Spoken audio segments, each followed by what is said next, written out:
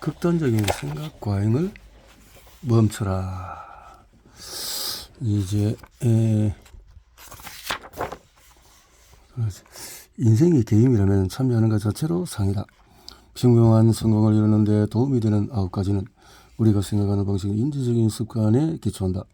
행동 습관과 마찬가지로 인지 습관도 우리에게 도움이 될 수도 중립적일 수도 건강에 해로울 수도 있다. 예를 들어서 문제 해결하는 것은 도움이 되는 인지 습관이다. 평소에 그런 습관이 있으면 문제가 발생했을 때 정확히 뭐가 문제일까? 누가 내 선택을 이해하도록 도와줄까? 내 목표는 무엇일까? 같은 질문에 집중하곤 한다. 반면에 생각 과잉은 고통스럽고 건전하지 못한 인지 습관이다. 생각 과잉 습관이 있으면 문제에 직면했을 때 부정적인 생각에 계속 집중한다. 내가 그랬다니 믿을 수 없어. 정말 최악이야. 이런 내용. 생각 과잉은 무력한 행동이다. 생각 과잉은 이미 벌어져서 아무도 할 수 없는 사건에 대해서 후회하거나 일어나지 않았지만 일어날 수 있는 일에 대해서 최악의 시나리오를 생각하는, 걱정하는 모든 것이 포함된다. 사건을 반추할 때 머릿속에 재생되는 생각을 반성으로 오해한다. 파국의 상황에서는 걱정을 미래에 대한 대비로 착각한다. 생각을 하나씩 바꾸려고 노력하는 것은 통제력을 제대로 발휘하는 방법이다. 생각이 머릿속에 들어올 때마다 따로따로 모니터링하고 관리해야 하기 때문에 생각을 통제하려면 많은 에너지가 필요하다. 관점을 넓히면 힘을 제대로 행사할 수 있다. 관점이 바뀌면 자동으로 사물을 새로운 방식으로 바라보게 되는데 이것은 결코 잊을 수 없는 방식이다. 관점 변화는 우리 생각을 단번에 바꿔놓는다. 관점을 넓힌다고 해서 기존의 사고방식이 사라지는 것은 아니다. 그럴 필요도 없다. 오래된 사고방식도 함께 공존할 수 있다. 중요한 건 하나의 사고방식이 다른 사고방식을 지배하도록 하는 것이 아니라 지금의 관점은 스스로 선택한 것이라는 사실을 이해할 수 있을 정도로 열린 마음을 유지하는 것이다. 당신이 할 수 있는 가장 강력한 관점 변화는 이미 온전하고 완벽하다는 것을 이해하는 것이다. 성공을 위해서 때로는 약이나 커피, 음악, 치료, 기타, 다른 종류의 개선적인 활동이 필요할지도 모른다. 그건 당신이 망가졌다는 뜻이 아니다. 그것은 당신이 이 세상에 살아있는 한 인간이라는 것을 의미한다. 앞으로 마주치게 될 9가지 관점은 완벽주의자가 가장 집중해야 하는 변화를 나타낸다. 당신이 할 일은 이러한 관점을 열린 마음으로 받아들이는 것이다. 사후 가정사고는 인지적인 반사다. 사후 가정사고는 내가 이미 일어난 사건에 대한 대안적인 시나리오를 만드는 것이다. 예를 들어서 당신이 차를 몰고 교차로를 지나가고 있는데 다른 운전자가 신호를 무시하고 달려와서 당신 차와 충돌한 상황이다. 당신이 방향을 틀면은 다른 차와 충돌하게 된다. 그렇게 10초가 흘렀고 교통사고가 발생했다. 심하게 충격을 받았지만 가벼운 찰과상으로 끝났다. 당신이 교통사고를 당했지만 크게 다치지 않았다는 것이 팩트다. 사고로 죽을 수도 있었다라는 것은 사후 가정사고다. 일찍 퇴근했더라면 그런 사고를 안 당했을 텐데 저런 당신이 생각한 대체 시나리오가 현실보다 나을 때는 상향 사후 가정사고라고 한다. 반대로 그 사고로 죽을 수 있어서 저런 대체 시나리오가 현실보다도 매력적이지 않은 경우에는 하향 사후 가정 시나리오를 한다. 사후 가정 사고는 누구에게나 다 해당하는 인지 반사다.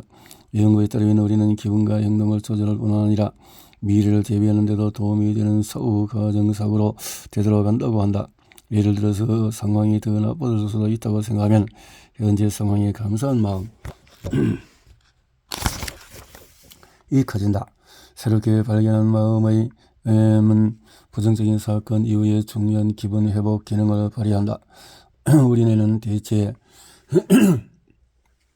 현실의 전개를 처리할 수 있는 인지 능력이기 때문에 괴로운 사건을 겪은 후에 기분이 더 좋아질 수 있다. 그 힘이 바로 사후 가정 사고다. 어떤 경우에는 상향 사후 가정 사고가 기분을 개선한다. 특히 성과와 관련된 우리 행동을 조절하는 데 도움을 줄 수 있다. 예를 들어서 테니스 경기 중에 공이 네트에 맞아졌다고 가정해보자. 그러면 그렇게 공격적으로 빨리 이기려고 하지 말고 샷의 궤적을 늘렸다면 경기에서 이길 수 있을 텐데 라는 상향 사후 가정 생각을 하게 된다. 그 생각은 자기가 어디서 실수를 저질렀는지 확인하고 실수를 수정하는 방법을 알려주기 때문에 다시 시도할 동기를 높이는 데 도움이 된다. 비록 졌지만 다시 코트로 돌아가서 보다 전략적으로 경기할 수 있다는 것에 흥분을 느낀다. 보다 바람직한 결과를 낼 수 있는 시나리오를 상상할 수 없다면 개선을 시도하지 않을 것이다. 진전을 이루려면 상향사후 가정사고가 필요하다. 상향사후 가정사고는 다시 발생할 가능성이 높은 역학관계의 맥락 안에서 자기가 병행할 수 있는 권한이 있는 특정성에 초점을 맞출 때에만 유용하다. 특정성과 개인의 주체성은 상향사후 가정사고 자체가 아니라 동기 증거와 관련된 요소다. 예를 들어서 다음과 같은 상향사후 가정사고는 유익하지 않다. 경기를 이길 수 있었는데 이 상향사후 가정사고가 유익하지 않은 이유는 구체적인 변화에 초점을 맞추지 않아서 특정성이 없기 때문이다. 일찍 퇴근했더라면 그런 사고를 안 당했을 텐데 퇴근을 몇 시에 하든 간에 운전 중에 다른 차가 충돌할지를 제어할 권한이 없기 때문에 이런 상향사후 가정사고도 유익하지 않다. 그날 일찍 퇴근했다면 사고를 당하지 않았을 거라는 생각이 사실 수 있지만 당신이 개인의 주체성 수준에 접목하고 있는 인과적인 추론은 올바르지 않다. 정시에 퇴근했기 때문에 사고가 난 것이 아니다. 일찍 퇴근한다고 해서 앞으로의 사고를 막을 수도 없다. 당신은 미래에 대한 통제권이 있는 척하려고 그때 통제권이 있었던 척하는 것이다. 그 자동차 사고는 반복될 가능성이 없는 임의의 사건이었고 따라서 상향사후 가정사고는 그 시나리오에서 득보다도 실이 될 가능성이 크다. 상향사후 가정사고는 대비 기능도 한다. 등산 가는데 너무 추워서 동상에 걸렸다. 그러면 더 따뜻한 양말을 신었어야 하는데라는 생각을 계속 들 것이다. 사후 가정사고는 또 무언가를 추가할 수 있다. 삭제형 사고는 단 하나의 해결책, 그 문제를 해결하는 해결책만 내놓는다. 추가형 사고는 창의적인 문제 해결에 의존하며 가능한 해결책을 많이 내놓기 때문에 더 좋은 접근 방법이다. 사후 가정 시나리오가 전개되는 모습을 상상하기 쉬울수록 그 사후 가정 사고가 당신의 감정적인 반응에 어떤 방향으로든 더 많은 영향을 미친다. 예를 들어 당신이 가벼운 사고보다 차가 3바퀴 구르는 큰 사고를 당했을 때 살아있는 것에 더 깊은 감사를 느낀다. 대형 사고 시나리오에서는 자기가 어떻게 죽음을 맞이할 수 있는지 더 쉽게 상상되기 때문이다. 마찬가지로 15분 늦어서 버스를 놓쳤을 때보다 20초 사이로 놓쳤을 때 좌절감을 느낄 가능성이 크다. 결과는 두 시나리오 모두 동일하지만 감정 상태가 결과에 따라서 달라지는 것이 아니라 사후 가정 사고의 강도에 따라서 달라지기 때문이다. 대조효과의 심리 원리를 알면 사후 가정 사고가 만족도에 어떤 영향을 미치는지 명확히 이해하는 데 도움이 된다. 이 용어는 당시 자신에게 가장 중요한 정보에 따라서 인식이나 경험 변화의 방식을 나타낸다. 예를 들어 가게에 있는 상품들 가격이 $30짜리 스카프만 제외하고 전부 $100 이상이라면 $30짜리 스카프가 저렴해 보인다. 하지만 $1짜리 물건이 많은 저가 판매점에서는 $30짜리 스카프보다 비싸 보인다. 당신이 3살짜리 아이를 안고 다니는데 익숙하다면 6개월 된 아기를 안으면 가볍게 느껴질 것이다. 연속적으로 무리한 남자들과 데이트를 했다면 다음에 만난 남자는 밥 먹을 때 입을 다물고 씻기만 해도 완벽한 남성감 후보처럼 보일 것이다. 연구자들은 1992년 하계올림픽은 은메달과 동메달리스트 사후 가정사고와 대조효과를 조사했다. 그들은 은메달리스트가 동메달보다도 기분이 좋지 않은 경우가 많다는 것을 발견했다.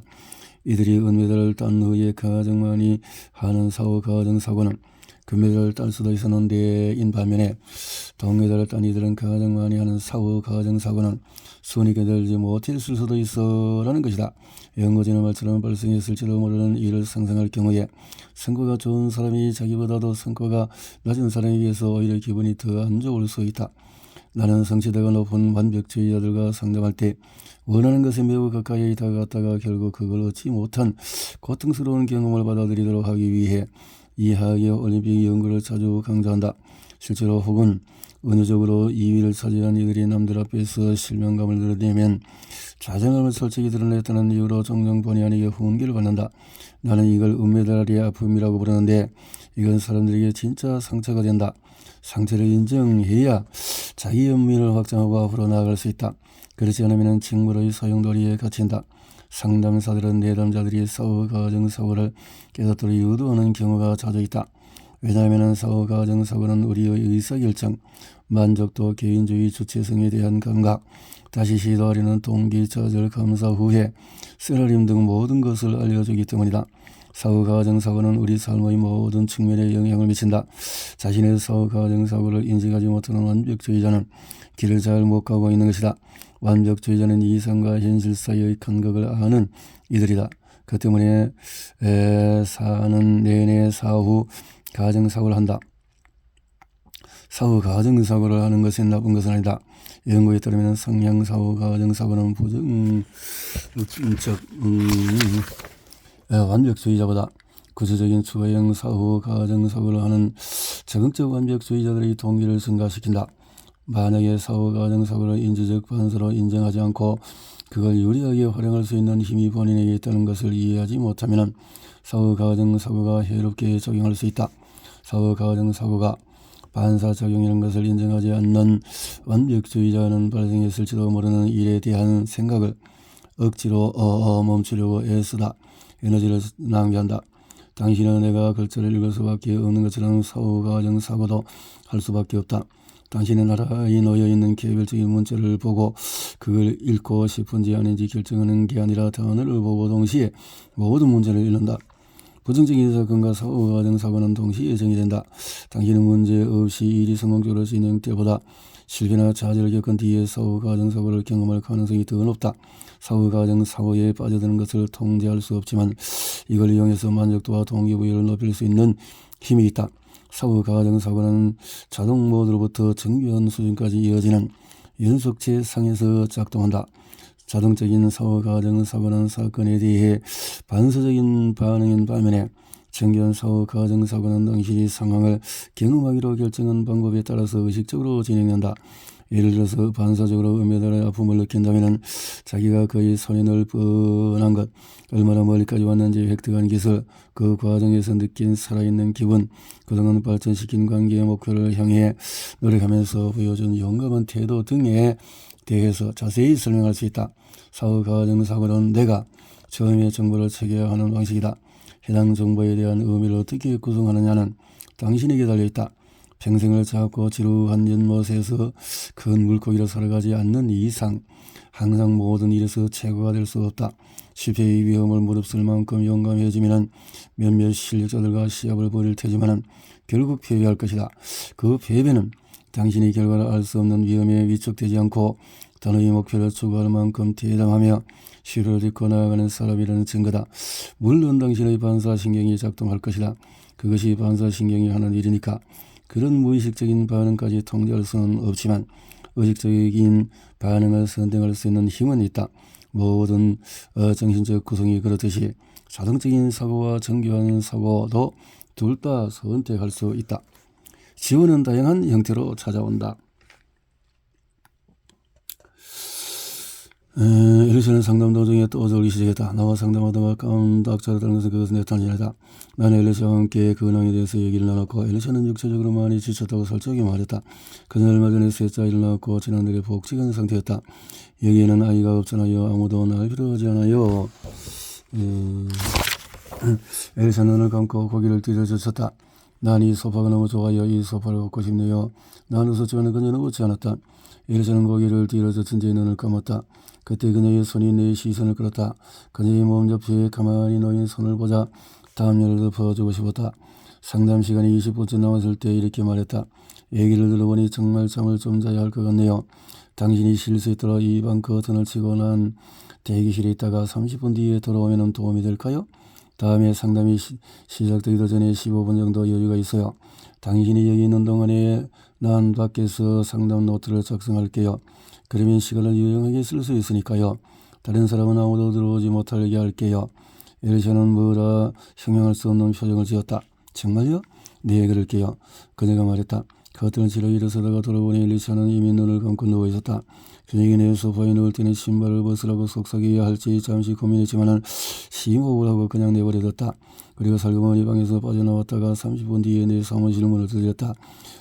다음 상담 시간에도 엘리샤는 문진 과정을 얼른 끝내려고 대답을 빨리 해치웠다. 나는 괜찮아요. 모든 게 좋아요. 정말 감사해요. 또 잠을 자도 될까요? 그 다음 상담부터는 문진 과정은 점점 더 간략해졌고 마친 다음 낮잠을 자는 것으로 구성되었다. 엘리샤에게 상담 시간에 잠을 자라고 권하는 것은 맞을까? 나는 단기적으로 이게 내가 제공할 수 있는 가장 도움이 되는 방법이라고 판단했다.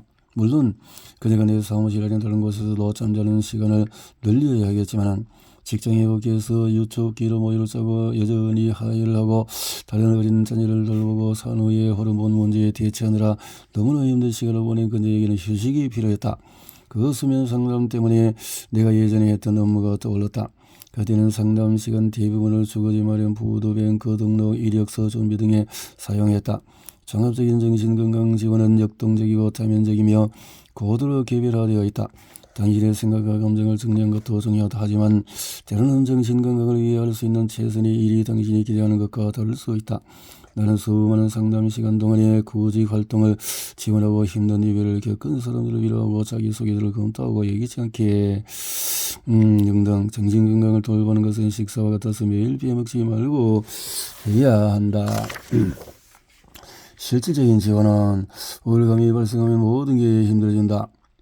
메신저 답장을 보내는 것처럼 잠드는 것도 힘들고 일어나는 것도 힘들고 양치나 세수처럼 간단한 루틴도 지키기 힘들다. 우리는 힘든 순간에 다른 사람에게 다가가는 것을 피한다. 그들이 무슨 말을 해야 내 기분이 좋아질까 그런 건 없으라고 생각하기 때문이다. 그리고 아마 그것은 현실로서 사실이다. 누가 무슨 말을 해도 일어난 일이나 당신의 감정을 바꿀 수는 없다 하지만은 누군가 당신에게 감정적인 지원을 해줄 수 없다고 해서 당신 집에 와서 설거지도 못해주는 것은 아니다. 실질적인 지원은 실용적인 도움이다. 일주일에 2번씩 들러서 개를 산책시켜주겠다고 약속하는 거, 목요일마다 몸에 좋은 저녁 식사를 갖다 주는 거, 토요일마다 같은 시간대에 3시간씩 아기를 돌봐주는 거, 물이 새는 위층 화장실을 고쳐줄 배관공을 찾아서 예약해 주는 거, 이런 건 다른 사람들이 당신에게 제공할 수 있는 실질적인 지원의 예의다. 사람들은 당신을 도와주고 싶어한다. 그들이 내가 할 수 있는 일이 있으면 알려주라고 말하면 알려주자. 지금 당신에게 적극적으로 다가오는 이들이 없다고 해서 슬퍼할 필요는 없다. 당신만 그런 것이 아니라 스스로 먼저 지원을 요청하는 것도 불편하겠지만 모든 시간 단절되어 갇힌 느낌을 받으면서 이 소중한 삶을 살아가는 게 더 불편하지 않을까? 다른 사람들이 관대함에 의존할 수도 있고 지원에 대한 대가를 지불할 수도 있다. 지속적으로 실질적인 지원을 받을 수 있도록 스스로 감당할 수 있을 만큼의 돈을 투자하자. 모든 게 항상 감정과 관련될 필요는 없다. 가끔 나는 내 기분을 천천히 들여다보고는 것은 고사하고 기분이 어떤지 생각할 여유조차 없다. 정서적인 지원, 치료에 신뢰할 수 있는 친구와 솔직한 대화 등 정서적인 지원에는 자신의 감정을 안전하게 토로할 수 있는 모든 배출구가 포함된다. 가격이 너무 비싸거나 시간이 없어서 상담 치료를 받을 수 없다고 생각하는가? 이런 사람들은 도움을 주려는 의욕이 너무나 매우 높다. 신체적인 지원, 예전에 내 상담사가 움직임이 신경계를 변화시킨다는 사실을 알려준 적이 있다. 나는 자세히 캐물었다. 어떤 움직임이요? 태극권 같은 거 말인가요? 모든 움직임이요. 간단한 스트레칭만 해도 엔돌핀이 분비되는 것은 사실이다.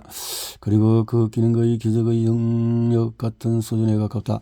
신체활동, 호흡, 또 걷기, 크로스포츠 모임, 요가, 자전거 타기 같은 일반적인 신체 활동은 정신건강을 지원하는 좋은 방법이다. 네프 박사의 지지적인 접촉 기술처럼 정신건강을 지원하기 위해서 특별히 고안된 신체 활동도 있다.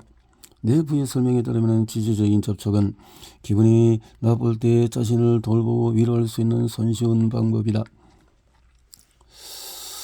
한번 시도해 보도록 하자. 손과 심장을 연결하는 기술, 손을 가슴 위에 올려놓는다. 손과 팔을 연결하는 기술은 평소 자주 쓰는 손을 반대편 팔의 어깨와 팔꿈치 사이에 올려놓는다. 재정적인 지원, 이건 민감한 영역이다. 때로는 우리가 위기를 극복하고 안정감을 느끼려면 돈이 필요하다. 금전적인 도움을 청할 때 민망함이 기하급수적으로 커진다. 그런가 하면 돈을 제공하는 게 쉽게 빠져나갈 길을 찾는 것이라는 느낌도 든다. 당신이 주는 돈 때문에 어떤 사람이 자기 문제에 갇혀있기가 더 쉬워진다면 그에게 반복적으로 돈을 주는 것은 전혀 도움이 되지 않는 행동이다. 물론 사람마다 상황은 다르지만 기본적인 생필품 외에도 우리는 가끔 새 서치가 필요하다. 내 말은 경제적인 특권을 가진 이들의 손등을 터주는 소소한 것들이 우리 모두에게 필요하다는 것이다. 다른 사람들이 우리를 쉽게 지원할 수 있게 하는 방법 하나는 그 돈이 우리 스트레스를 관리하는 데 어떤 도움이 되는지 구체적으로 말하는 것이다. 당신이 요청할 수 있고 상대방은 거절할 수 있다는 것을 기억하자. 공동체 지원. 소속감은 정신건강의 가장 중요한 특징이다. 우리는 공동체에 필요하다. 화려하거나 공식적인 명칭을 붙이거나 강령을 발표할 필요는 없다. 공동체는 사람과 연결을 위한 초대로 시작이 된다. 교회나 초보 엄마 클럽 같은 좀 더 공식적인 공동체 환경에는 그것만의 장점이 있을까? 물론이다. 유연성이 뛰어나거나 모호하거나 익명이거나 전통적이지 않은 공동체와 관계를 맺는 것도 좋다. 옵션이 여러 개 존재한다고 해서 반드시 그중 하나만 선택해야 하는 것은 아니다. 원하는 만큼 많은 공동체에 참여하자. 공동체를 통해서 모든 세상과 연결될 수 있다. 진정한 연결은 1년에 1번만 맺는다고 하더라도 그것만으로도 대단한 일이다. 그 한 사람이 완전히 다른 공동체에 속하면 새로운 사람, 새로운 정보, 탐험할 새로운 장소, 맛있는 음식과 변혁적인 책에 대한 새로운 추천, 성공을 바라보는 대안적인 방법으로 가득 차게 된다. 하지만 무엇보다도 중요한 것은 연결이다. 공동체의 지원과 상호 의존에 참여하는 것은 정신건강을 돌보는 가장 좋은 방법 중에 하나이다. 정보 지원은 여기에는 당신이 시작하려는 일을 이미 해봤거나 특정한 상황에 대해서 명확한 정보를 제공할 수 있는 사람들과의 연결을 포함한다. 난자를 냉동시키고 싶은 그 과정에 대해서 이혼을 고려한 중이라서 교사로 이직하는 것에 관심이 있어서 자기 주장을 더 잘하고 싶어서 자기 주장을 기술을 가르쳐주는 책을 구입한다 등등 해서 정신건강에 어려움을 겪고 있더라도 자신에게 문제가 있기 때문이라고 생각하지 말자. 필요한 지원을 얻지 못했기 때문이라고 가정하자. 정확하게 필요한 지원을 받는 것은 항상 가능한 일은 아니다. 그렇다고 해서 지원받는 것을 포기해서는 안 된다. 지금쯤이면 문제가 해결되었어야 한다는 생각 때문에 지원과의 연결을 거부해서는 안 된다. 인간은 평생 지원과 연결이 필요하다. 지원과 좋거나 나쁨으로 다름으로 바꿔라. 다르다. 우리 가족은 매일 여름마다 캐롤라이나 비치라는 해변 마을에서 시간을 보낸다. 딸과 나는 거의 매일 아침 아이스 아메리카노와 사과 주스를 들고 맨발로 모래투성이 판자길을 걷고는 한다. 우리가 들어가면 계산대 뒤에 클린트라는 사람이 파도 모양의 커다란 파란색 그릇을 향해 고개를 까딱거린다. 그 그릇에는 사탕이 가득 담겨 있다. 그는 드세요. 그러라고 있는 거니까요. 라고 말한다. 사탕은 녹았다가 다시 굽기를 여러 번 반복한 상태이기 때문에 포장지가 찐득하게 달라붙어서 깔끔하게 벗겨낼 수가 없다. 그래도 우리는 그냥 먹는다. 그리고 10분 정도 가게 앞에서 느긋하게 시간을 보낸다. 가게 뒤에는 클린트가 만든 소라게들의 집이 있다. 소라게는 관리를 아주 잘해줘야 하는 생물이다. 클린트는 소라게를 키우기 쉬운 반려동물이라고 잘못 생각한 주인들에게 소라게를 구해준다. 그는 나무를 이용해서 소라게들에게 작은 가구도 만들어줬다. 수족관 하나의 유리 위에는 멋진 손글씨로 소라게 부동산 회사라고 쓴 표지판이 달려있다. 프린트는 소라게 주택시장이 번창하지 않는 이유를 모르겠다며 매번 같은 농담을 한다. 판자길 너머에 있는 야시장이 열리고 있다. 규모는 작지만 꽤 괜찮다. 일주일 내내 우리 몸에는 코코넛 향, 자외선 차단제, 모닥불 연기, 바다 냄새가 뒤섞여 있다. 우리 마음은 자동으로 등급을 나눈다. 더 좋고 나쁜 것을 따지는 사고방식에서 벗어나 다름을 인정하는 사고방식을 갖자. 다르다라는 생각을 해보자. 행복과 스트레스는 3단계로 겪게 된다. 나는 당신과 아침 일과에 대해서 전혀 모른다. 커피, 차, 알람, 정답 버튼, 나처럼 아침을 거르는가? 정서 예측은 심령술사 노릇을 하며 미래의 감정을 예측하는 것인데 우리는 매일 하는 일이다. 예를 들어서 토요일 아침에는 하루 종일 편안한 기분을 느낄 거라고 예측할 수 있다. 중요한 프레젠테이션이 있는 날에는 프레젠테이션이 끝나면 마음이 놓을 것이라고 예상할 수 있다. 정서 예측과 관련해서 알아야 하는 중요한 사실은 그 예측이 지금 살아가고 있는 나라를 넘어서 미래에 벌어질 사건에 대한 인식으로까지 확정된다는 것이다. 예를 들어서 2달 뒤에 휴가를 떠난다면 그 휴가가 즐거울 거라고 예측할 수 있다. 지금 책상 앞에 앉아서 특별히 즐거운 경험을 하고 있지 않더라도 미래 상태에 대한 감정적인 예측이 그 순간 행복한 감정을 만들어낸다. 연구계에서는 미래 사건에 대한 긍정적인 결과 예측에 기반한 행복을 예기적인 즐거움 또는 예기적인 기쁨이라고 한다. 반대로 당신이 미래의 어떤 사건에서 부정적인 감정을 경험할 거라고 예측한다면 그 순간 스트레스가 심한 일에 적극적으로 참여하고 있지 않더라도 예측 때문에 스트레스를 느낄 것이다. 미래의 스트레스에 대한 예측을 기반으로 스트레스를 느끼는 것을 예기적인 불안이라고 한다. 예기적인 기쁨과 예기적인 불안은 강력한 힘을 발휘한다. 예상의 정서적인 방향은 뇌의 신경 메커니즘이 작용하는 방식에 영향을 미칠 뿐만 아니라 기억, 동기, 사회적인 불안, 계획 및 해당하는 감정 상태에까지 영향을 미치는 것으로 나타났다. 벨레자와 바우셀은 예상이 가장 힘을 연구할 때 예상뿐만 아니라 사건 자체와 그 사건에 대한 회상이 다 합쳐져서 경험의 총효용을 구성한다는 것에 주목했다. 우리는 주로 사건 자체의 행복이 존재한다고 생각하지만 그 사건을 예상하거나 기억하는 데서도 많은 행복을 추출할 수 있다. 다시 동안 데이트를 기대했는데 데이트 자체는 3시간 동안 지속된다. 몇 달 전부터 휴가를 기대했지만 휴가 자체는 일주일 동안 지속된다. 영화, 식사, 키스, 직장 보너스, 친구들과의 모임, 토요일 아침 등 즐겁게 예상할 수 있는 능력이 사라진다면 삶의 질이 어떻게 달라질까? 행복했던 일을 마음대로 계획하는 능력도 웰빙의 두드러진 측면이다. 추억의 단서를 만들거나 다른 사람들과 즐거운 시간을 이야기하거나 개인적으로 회상할 수도 있다. 그 사건이 계속 이어지지 않아도 거기에서 계속 즐거움을 얻을 수가 있다. 예를 들어서 정말 만나고 싶지 않은 사람과 커피를 마시기로 한 걸 정당화하기 위해서 딱 30분만 있다가 일어설 거야 같은 말을 한다. 하지만 실제로 30분이 다가 아니다. 그 30분의 만남이 있기 전 일주일 동안 겪은 예기적인 불안, 30분간의 만남 잡채, 그리고 자리에 앉자마자 일어나 짜증이 나고 화가 났는지에 대한 부정적인 기억도 포함해야 한다. 참석하고 싶지 않은 행사에 참석하기로 한 경우에는 잡담을 나누면서 마시는 간단한 음료도, 짧은 강연도, 짧은 회의도 다 귀찮기만 하다.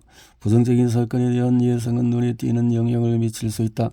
작가이자 심리학자인 라마니 드루바 솔라 박사의 말에 따르면 상처받을 것이라는 위기감과 실제로 상처받을 것을 똑같은 방식으로 경험하는 경우가 많다고 한다.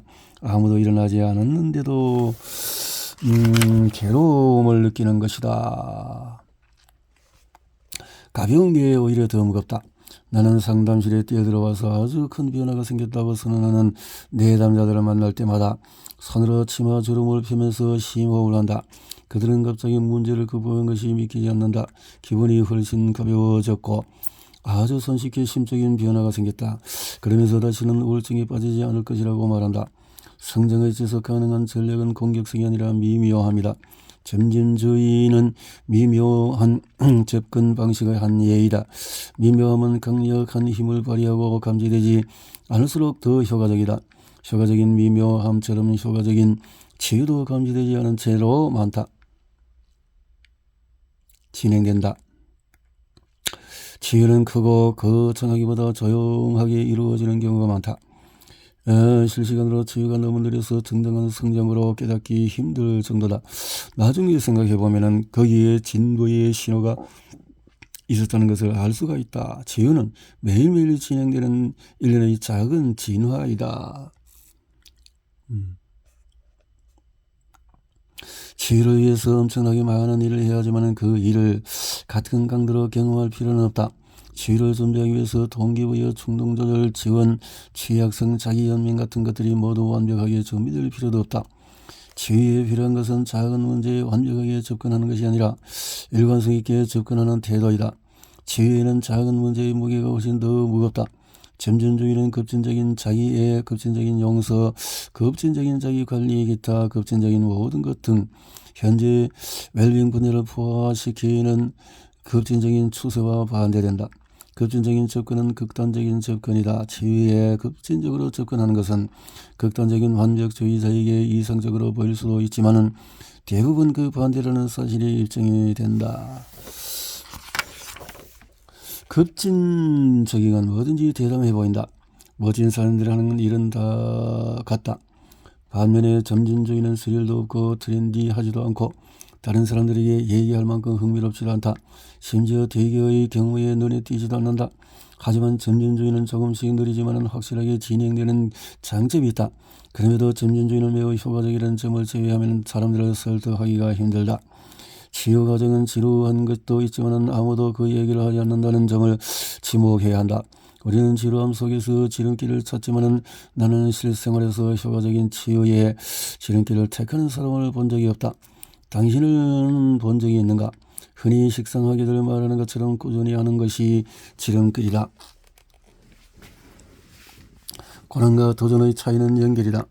어려움을 겪는 것과 도전에 맞서는 것의 차이는 작업에 참여할 때 받는 지원의 양에 달려있다.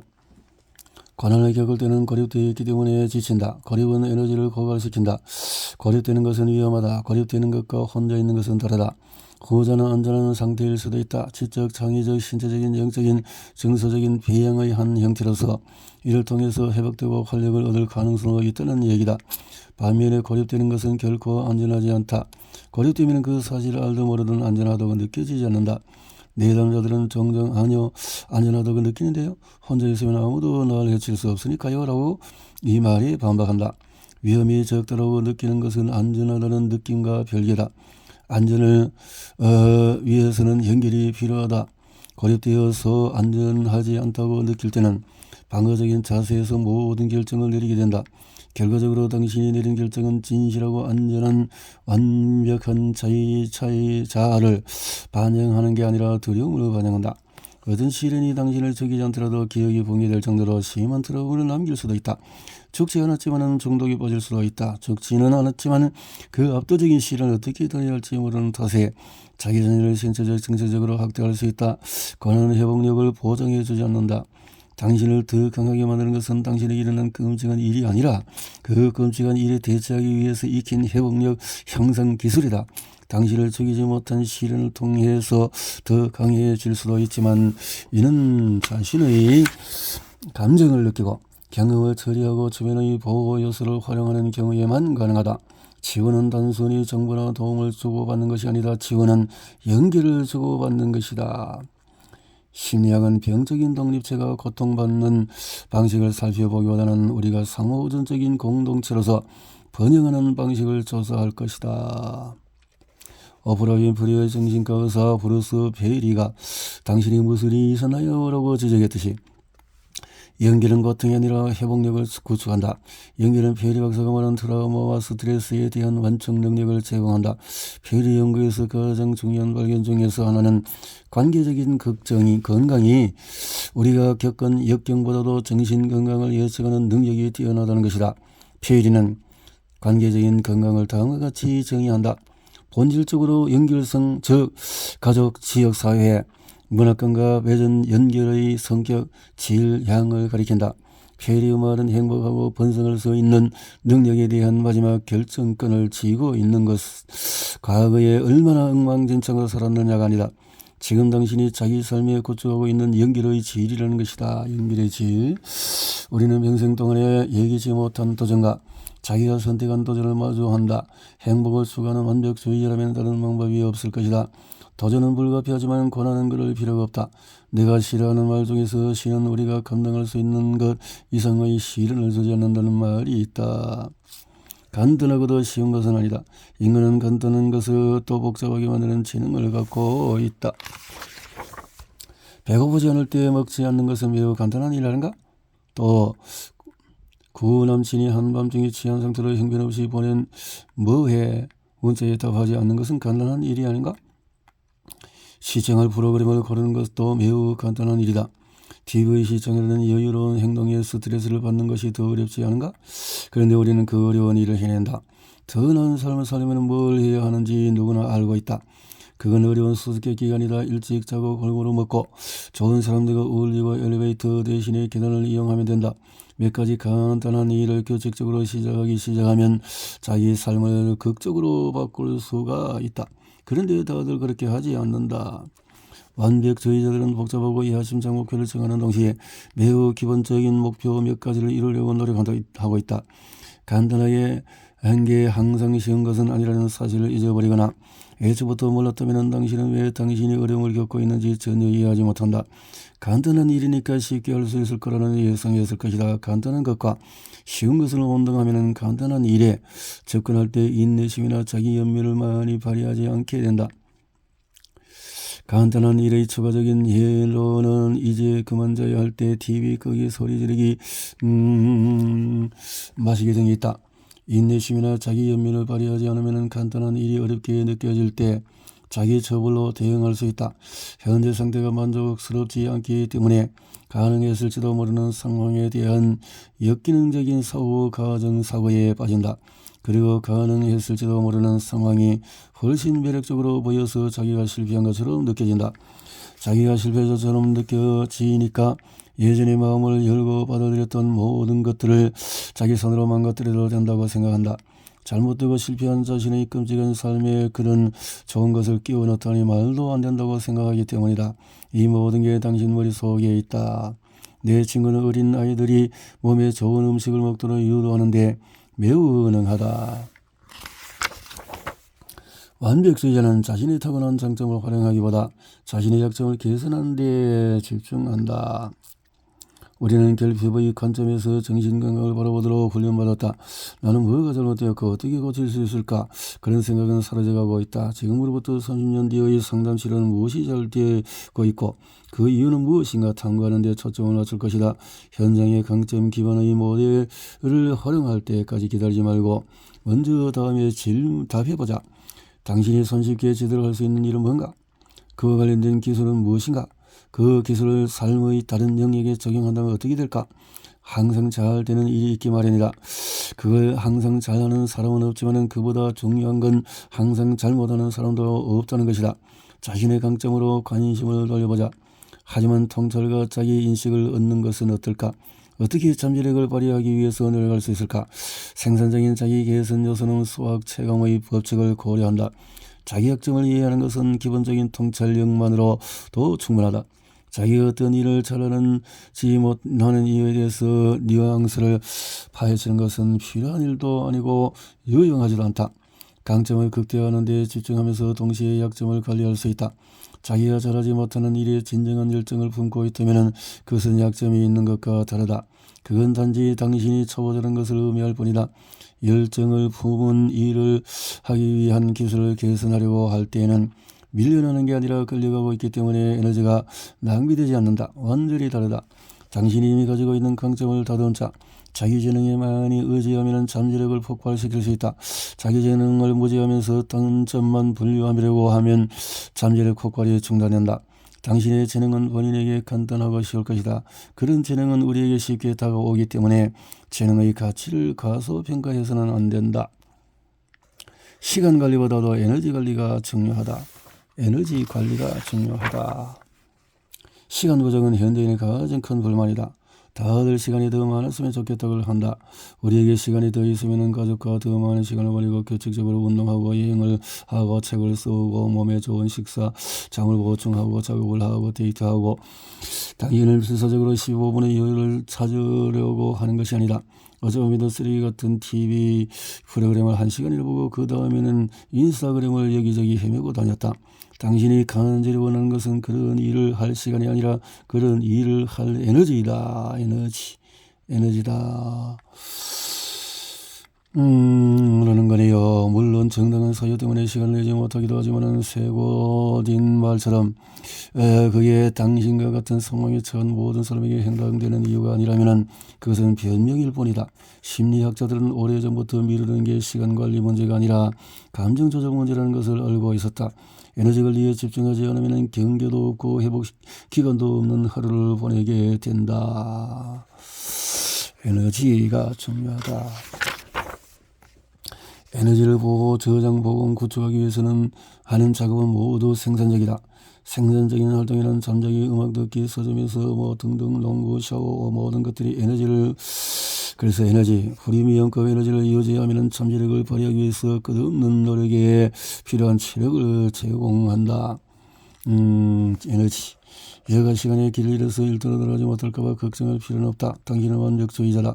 탁월함을 추구하는 당신 내면의 열망은 강박적이지 때문에 자기 일로 들어가지 않을 수 없을 것이다. 처음에는 완벽주의로 살아간 것을 그렇게 힘들게 했던 특성이 나중에는 완벽주의로서의 삶을 매우 만족스럽게 해주는 특성과 같다는 사실을 즐기자. 잠을 자고 예술작품을 만들고 일하고 가을의 공원을 거니는 등 생산성은 당신을 해치지 않고 활력을 불어넣는 모든 활동이다. 무언가를 마무리한다는 것은 환상이다. 나는 그냥 마무리되기를 원해요. 이런 말을 수없이 들었다. 그러면 난 항상 같은 질문을 던진다. 당신이 생각하는 마무리는 어떤 모습인가? 사람마다 대답은 다르지만 그들을 하나로 묶어주는 공통된 실마리가 있다. 마무리에 대한 열망이 그들의 환상을 드러낸다는 것이다. 마무리라는 것이. 마무리는 또 자기가 더 이상 고통에 시달리지 않고 뭔가에 대처해야 하는 상황이 공식적으로 끝나고 상담치료 수리의 치유됨이라는 빨간색 도장이 찍힐 수 있다는 환상이기도 하다. 만물에 대한 요구는 인지적인 완벽주의의 표현이다. 전체적인 이유 목록을 찾는 것은 비통함에 대한 분석적인 접근 방식이다. 비통함에는 분석을 적용할 수 없다. 비통함을 완벽하게 이해하는 것은 불가능하다. 비통함의 힘은 완전히 대립되는 상태가 공존할 수 있게 해준다. 인간은 우리의 욕구와 경험은 언제나 대립이 된다. 우리는 자유와 안전, 방정과 절제, 즉각성과 일상성을 원한다. 모든 사람이 동등하게 대우받기를 원하는 동시에 높은 지위도 원한다. 관계적인 경험도 완전히 대립될 수가 있다. 나는 사람들이 자유는 두려움의 반대편에 있다 같은 말을 하는 게 탐탁지 않다. 반대편은 없다. 정신건강은 우리가 통과하는 문이 아니다. 계단이나 체크리스트 또는 완료하도록 설계된 무엇인가도 아니다. 경험은 구체 안에 소용돌이 친다. 마무리를 원하는 것은 경험 전체를 하나의 정적인 조각으로 축소하려는 것이다. 변하지 않는 하나의 이야기, 하나의 지배적인 주제의 가장 중요한 한 가지 감정. 우리의 집단적이고 복정적인 머릿속에는 치열한 내면 세계를 간소화해서 모든 게 깨끗하고 설명 가능한 상태가 되는 것이라는 공동된 믿음이 떠돌고 있다. 치열한 무언가를 해결하는 것이 아니라 해결되지 않은 자기 삶의 부분에 집중하는 것이다. 물론 때로는 부서진 조각을 모아서 모자이크를 만들어서 부서지기 전보다도 훨씬 아름다운 상태가 될 수 있다. 사람들이 그렇게 생각할 때마다 나는 진심으로 감격한다. 당신의 예술작품 속에 살아가는 것처럼 느껴질 것이다. 인생의 마무리를 지을 기회가 없는 사건들이 매우 많다. 유달리 고통스러운 순간뿐만 아니라 일상생활 속에서 사람들이 상처받지 않도록 하는 것이 중요하다. 우리는 자기가 누구이고 매 순간 무엇을 원하는지 정확히 알아야 한다고 스스로를 압박하는데 어떤 건 뭐 해도 괜찮다. 뭐 해도 괜찮다. 힘들고 완전히 대립되는 경험을 위한 공간을 확보하는 것은 자신의 아픈 감정을 하트 모양이나 별 모양으로 잘라내지 않고 그대로 두는 것과 같다. 고통은 기억을 필요가 없다. 또 고통을 말끔하게 변신시킬 필요도 없다. 고통은 깔끔하지 않은 상태를 그냥 놔둬야 한다. 힘겨운 감정도 벽돌처럼 그냥 놓아두어야 한다. 그는 감정이지 당신의 본질이 아니다. 라고 했네요. 비통함 등등에 대해서 이렇게. 나는 예술과 비통함 사이에서 끈을 당기기 위한 연결고리를 새기고 있다. 탐색이 반드시 뭔가를 확신하면서 끝날 필요는 없다. 생각과 감정이 이행일정과 함께 요동칠 필요도 없다. 스스로 정해놓은 연결과 의미의 영역에서 찾아낸 힘과 연결되면 자기가 마무리에 대해 얼마나 관심이 없는지도 놀랄 것이다. 다른 사람이 무슨 일을 하건 하지 않건 어떤 일이 나건 일어나지 않건 당신이 어떤 것에 마음을 열지 결정할 권한은 당신 본인에게 있다.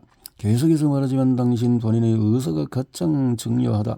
자신의 힘과 연결된 사람은 마무리가 필요 없다. 그들은 전애인과 이별한 뒤에 오해를 풀기 위해서 진짜 공식적인 대화를 한 번 더 나눌 필요가 없다. 그들은 더 이상 자유롭게 사는 이들을 원망하지 않으며 더 이상 죽은 사람에 대한 생각을 멈출 수 있기를 바라지도 않는다. 그들은 과거를 통제하려는 노력을 포기했다. 당신도 마무리가 환상이라는 것을 깨달으면 필요한 모든 걸 마무리하게 될 것이다. 이렇게 했네요.